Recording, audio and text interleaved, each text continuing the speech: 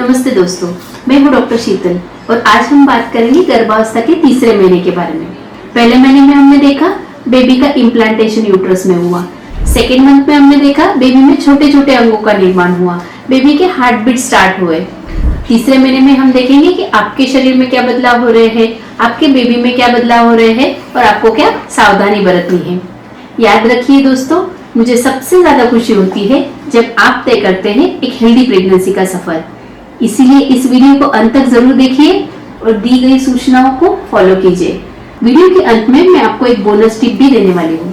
तो आइए सफर शुरू करते हैं तीसरे महीने का।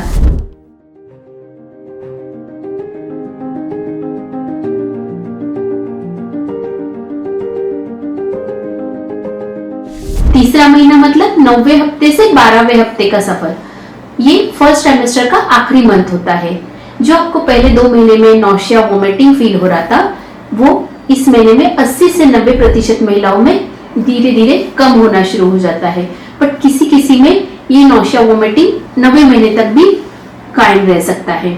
नौशिया वोमिटिंग कम होने के कारण क्या होता है, आपका धीरे धीरे वजन बढ़ना शुरू होता है। इस महीने में आपको वजन में डिस्चार्ज ज्यादा फील होता है।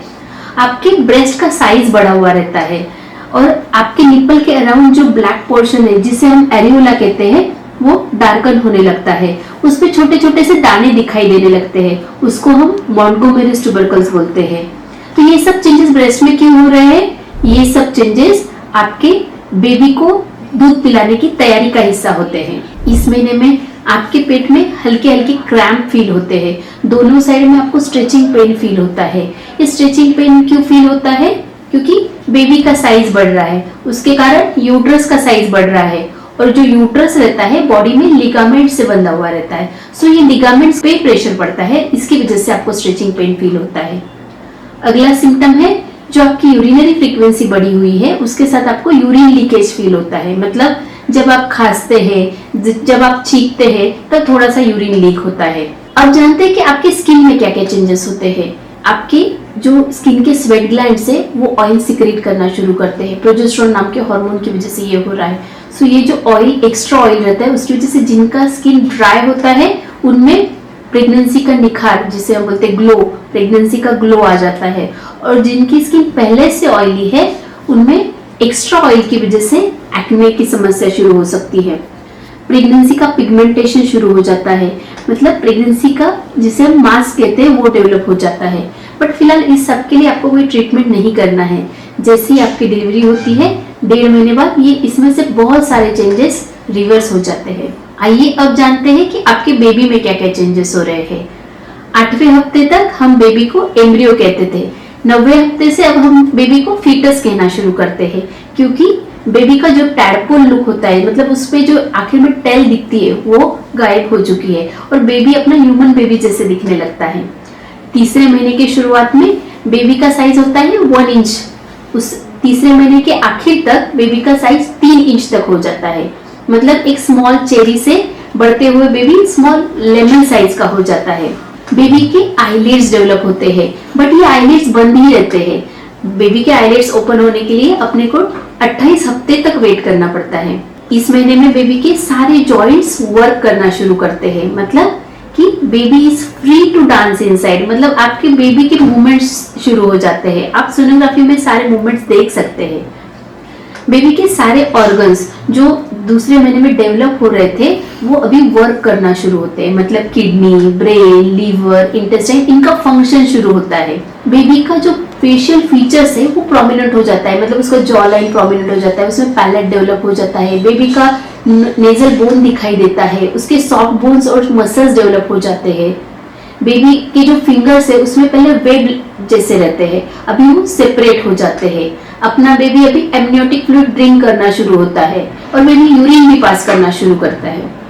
अब जानते हैं कि इस मंथ में आपको क्या सावधानी बरतनी है।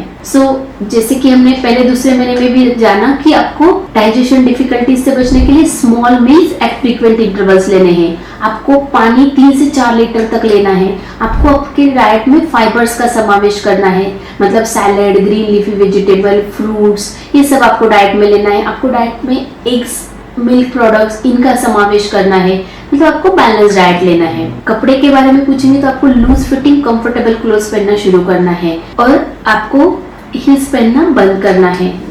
अब समय है आपके डॉक्टर से मिलने का।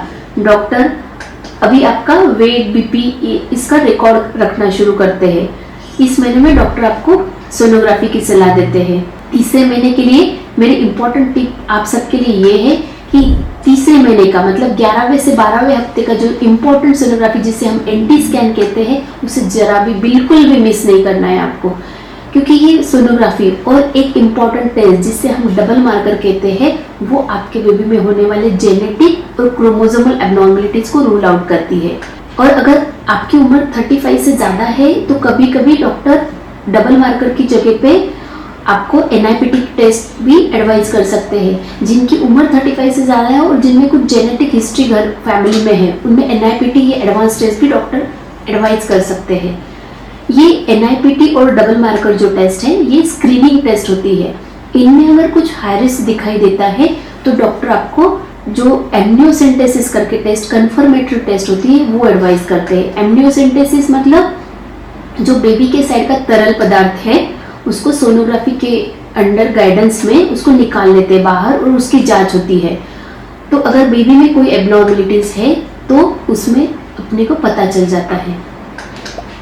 यहाँ खत्म होता है प्रेगनेंसी का तीसरा महत्वपूर्ण महीना और शुरू होता है प्रेगनेंसी का चौथा महीना। दोस्तों, अगर ये वीडियो आपको पसंद आया है तो लाइक, सब्सक्राइब और शेयर जरूर कीजिए। Thank you.